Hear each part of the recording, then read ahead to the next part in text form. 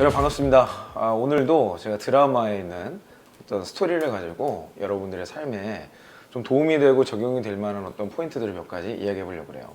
오늘 여러분들에게 소개할 드라마는 미스터 선샤인입니다. 션샤인인가? 션이지. 미스터 션샤인입니다. 자, 이 드라마 뭐 유명한 드라마죠. 근데 안 보신 분들이 있을 수 있으니까 제가 간략하게 좀 스토리를 소개해 드리면, 이병헌이 주인공으로 나옵니다. 이병헌하고 이태리인가요? 김태리인가? 자, 오늘 이 유진추이라는 이병헌이라는 인물이 사실 인생 최대 위기에 봉착했던 사람이죠. 이 위기를 어떻게 극복을 했는지, 그리고 극복해내는, 결국은 극복한단 말이에요. 물론 마지막에는 아주 안 좋게 너무 스포. 너무 스폰가? 역사에 좀 안타깝지만은 어찌됐건 이 사람이 위기를 극복해 나가는 과정을 정확히 보여주고 있어요. 그래서 이 유진추이라는 인물의 어떤 요소들을 가지고 제가 세 가지로 인생의 위기에 처한 사람들이 이걸 어떻게 극복하는가, 그런 포인트를 가지고 드라마를 소개해 보려고 합니다. 자, 오늘 저는 이 본격적인 내용을 시작하기에 앞서서 위기 상황이라는 것이 왜 위기일까? 사실 위기가 최고의 기회다라고 말하는 경우도 있고, 위기를 통해서 우리가 성장한다고 말할 수도 있는데, 거꾸로 위기가 우리 스스로 이거를 핸들링하거나 극복하지 못하면 우리를 다시 일어설 수 없는 환경으로 끌고 가는 경우들도 있는 것 같아요. 그래서 사실 위기가 되게 어려운 거고, 우리가 삶을 살다 보면, 또 직장 생활 하다 보면 내가 예기치 않은 방식으로 위기가 여러 형태로 굉장히 많이 닥치죠. 그래서 위기를 극복하지 못하고 위기 가운데 계속 있거나 위기 안에서 계속 오랜 시간이 머무르는 경우에 사실 우리를 죽게 만드는 경우들이 있어요. 죽는다는 게 뭐 이렇게 진짜 목숨이 잃는 그런 것도 있겠지만, 정신적인 거, 나의 의지, 그리고 나의 비전, 미래, 이런 많은 것들이 죽는 것도 저는 죽는 거라고 표현하고 싶어요. 제가 최근에 좀 이상한 숫자들이 여러 유튜브에서 보이길래 통계청을 들어 직접 확인을 해봤더니요, 20대 사망 원인은 51%가 자살이랍니다. 30대도 장난 아니에요. 30대도 39%예요. 10대가 37%. 그러니까 이게 사망자 총 인원의 절반 가까이가 지금 자살로 죽고 있는 거야. 우리나라가 자살률이 높다는 건 우리가 알고 있었지만, 그걸 실체를 들여다보니까 너무 마음이 아프더라고. 이게 다 위기 극복이 안 되고, 이 위기 속에서 내가 평생 살 수도 있다, 이 위기가 나를 계속 이렇게 살게 만들 수도 있겠다라는 두려움 때문에 그런 거겠죠. 그래서 오늘의 주제는 위기를 극복하는 중요한 포인트 세 가지예요. 자, 여러분들도 유진초이의 캐릭터에 한번 몰입하시면서 우리 같이 유진초이가 가지고 있는 위기 극복의 스토리에 대해서 알아보도록 하겠습니다. 사실 유진초이보다 더 비극적인 사람이 있을까요? 눈앞에서 부모가 다 죽임을 당하고 노비의 자녀로서 추노꾼이 막 쫓아서 자기를 막 잡으려고 그래요. 어린 나이에 타지로 가서 말도 안 통하는 데서 이 외국인들에게, 그죠? 엄청난 차별을 받고, 그러면서 전쟁통에 막 죽음의 사선을 넘나들면서 그 과정을 어떻게든 이겨냈다고.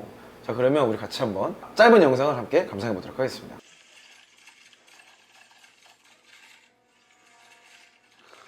내가 아주 좋아하는 장면이야. 이 절대절명의 상황, 위기 촉발 상황. 최애 장면이신가요? 최애 장면까지는 아니지만 아주 좋아하는 페이보릿 중에 하나지.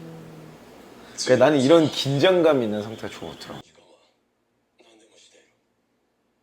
그러니까 이게 지금 자기들이 정보를 이미 갖고 있다, 그러면서 미국에 선전포고했다고 자신들의 행위를 해석을 해주는 거야.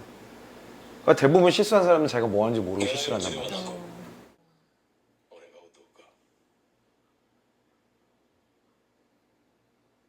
바로 쫄았어. 쫄았어. 바로 뒤돌아지야, 바로 뒤돌아. 번역도 튀어라고 해서 튀어. 자, 지금 이 영상에서 우리가 알 수 있는 건요, 자신의 정체성을 알고 있다는 거예요. 정체성이라고 말을 하면 사실 되게 어려운 얘기긴 한데, 내가 어떤 사람인가, 뭐 하는 사람인가, 뭘 위해 있는 사람인가 라는 걸 아는 거죠. 이 정체성을 안다는 건 사실 되게 어려운 주제예요. 그래서 하루아침에 뭐가 해결이 되거나 이런 건 아니지만, 적어도 이거를 알기 위해서 고민해보고 생각해보고 계속해서 정리해보는 시간이 필요한 것 같아요. 근데 이거를 찾을 수 있는 한 좋은 방법은요, 이 드라마에서도 나와 있지만 내가 속한 곳의 정체성부터 생각해보는 거예요. 그러니까 나의 정체성, 이거는 어떤 사람에게는 신앙적 이유일 수 있고, 어떤 사람에게는 어떤 철학적인 이유일 수 있고, 어떤 사람에게 되게 로지컬한 이성적인 측면일 수 있어요.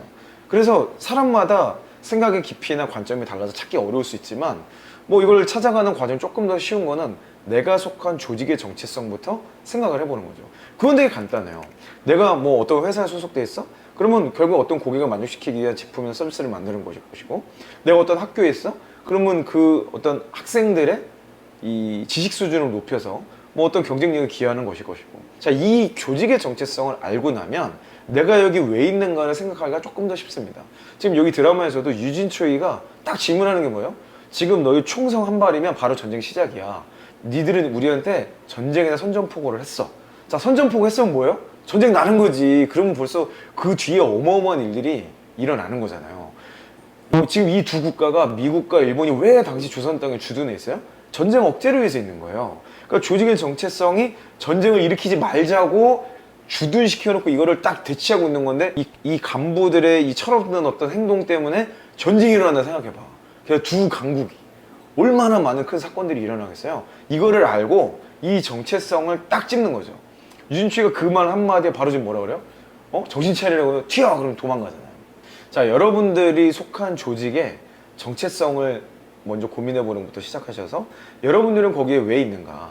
지금 내가 혹시 회사에서 어떤 위기를 경험하고 있다면 이 회사의 정체성을 달성하기 위한 나의 역할은 무엇일까 한번 고민해보세요.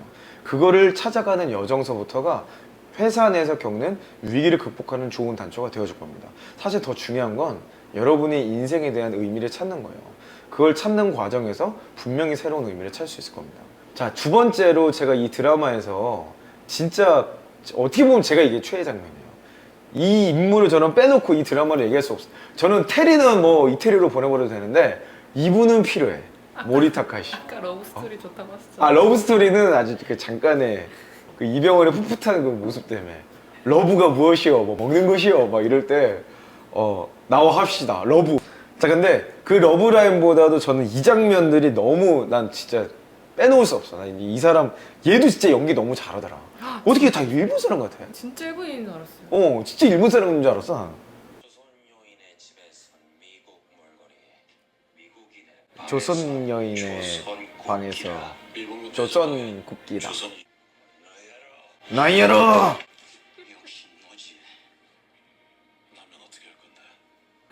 나면 어떻게 할 건데? 여기도 정체성이 나와. 일본인, 어떻게 할 거냐? 미국인. 이 텀이 멋있다. 이리는 것 뿐이야. 전적으로 입을 이렇게 모아서 여기를 읽는 것 뿐이야. 열등한 국가의 국민은 그냥 진짜 국력의 핵심이야.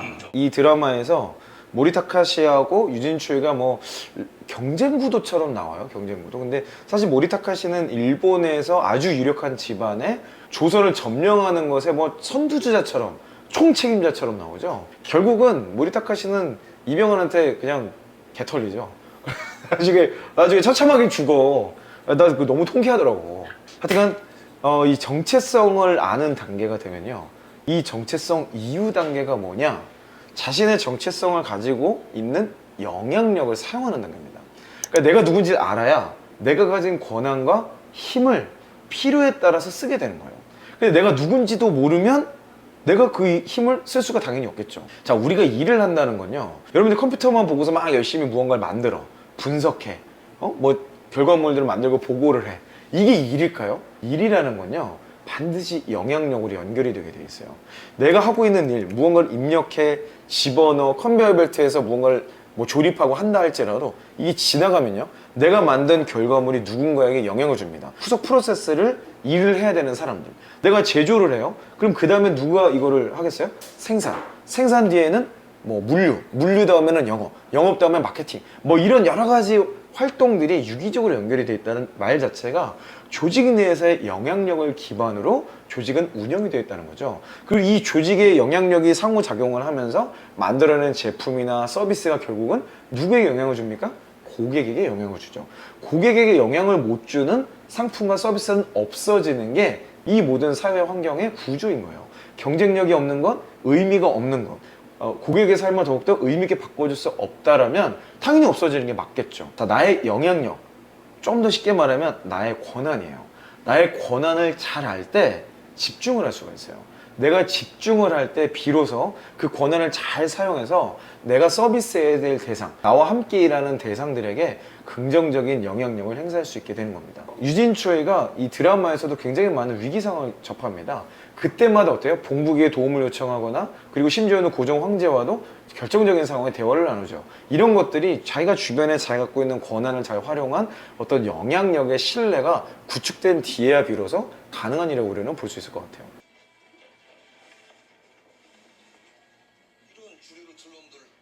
진짜 권위가 땅에 떨어졌다라는 생각이 들어요. 권한을 이미 아는 거였어요. 그러니까 내가 이렇게 해도 저 사람 나한테 아무것도 못해.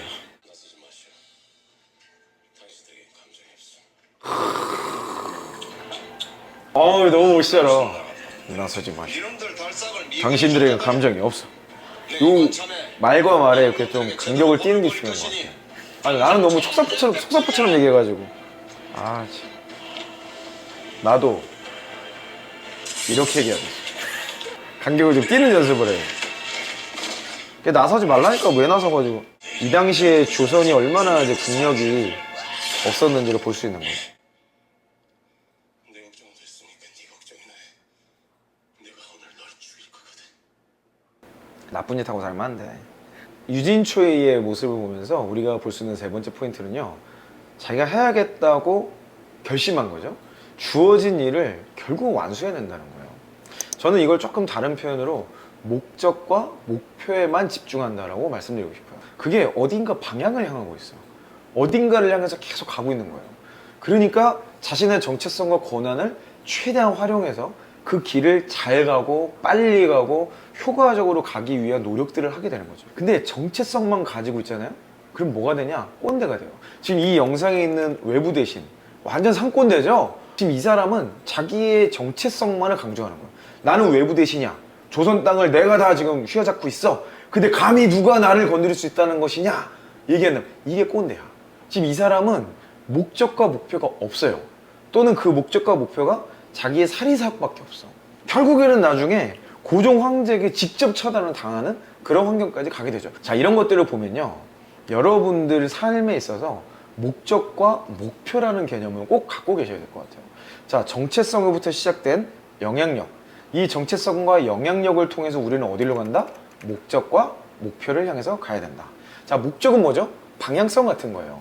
나는 이쪽으로 갈 거야, 나는 저쪽으로 갈 거야, 나는 이 길을 향해 갈 거야. 자, 이게 목적이에요. 목표는 뭐죠? 나는 이 길을 가기 위해서 반드시 이 과정을 통과하겠어.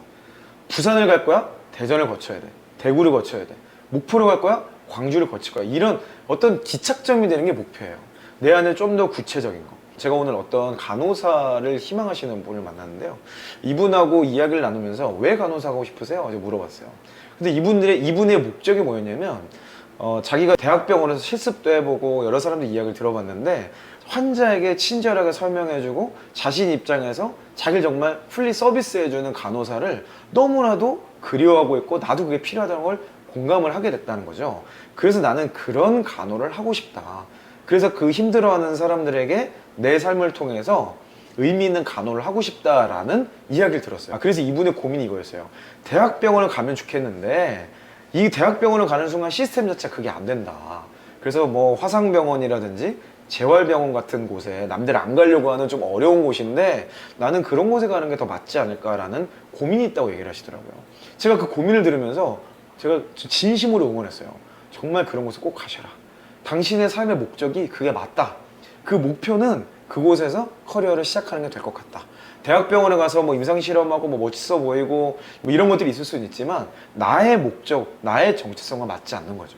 내가 가진 권한이 뭐야? 내가 가진 영향력은 그 환자 입장에서 맞는 환자 입장에서 무언가 설명해줘요. 더 많은 정보를 주고 심리적으로 도움을 주는 거죠. 그래서 이분이 심리학까지 공부를 하려고 하시더라고요.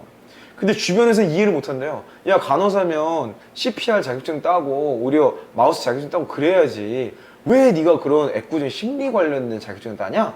이게 그분의 목표인 거예요. 자, 여러분들이 어떤 일을 하시건 어떤 조직에 있건 위기는 있을 수 있어요. 근데 여러분들이 뭐 하는 사람인지, 그리고 그 권한과 영향력이 어떤 것인지, 그리고 그걸 통해서 어떤 방향성과 목표를 달성하시는지 아신다면 위기는 있을 수 있지만 그것이 여러분들의 위기가 되지 않을 겁니다. 그건 여러분들에게 오히려 기회가 되고 여러분들의 위치를 더욱더 정확하게 설명해주는 계기가 될 거예요. 정체성이 있고 영향력을 사용해서 목적과 목표로 다가가는 삶. 자, 이게 진정한 일잘러이고 삶의 의미와 가치를 찾아가는 그런 사람인 것 같아요. 저는 앞으로도 여러분의 삶에 좀 더 가치 있는 일에 도전할 수 있도록 저도 계속해서 여러분과 함께 이야기 나누고 제가 먼저 도전하는 모습으로 여러분께 보여드리도록 하겠습니다. 제가 함께 보면 좋을 만한 드라마가 있으면요, 댓글로 추천을 좀 해주세요. 제가 드라마 보는데 시간을 많이 쓰진 않지만 여러분 추천해 주시는 내용들은 꼭 한번 보고 일잘러의 포인트들을 여러분과 함께 해석하는 영상을 올려드리도록 하겠습니다. 여러분 화이팅 하시고요. 저는 다음 영상에서 뵙도록 하겠습니다. 이상 이영이었습니다.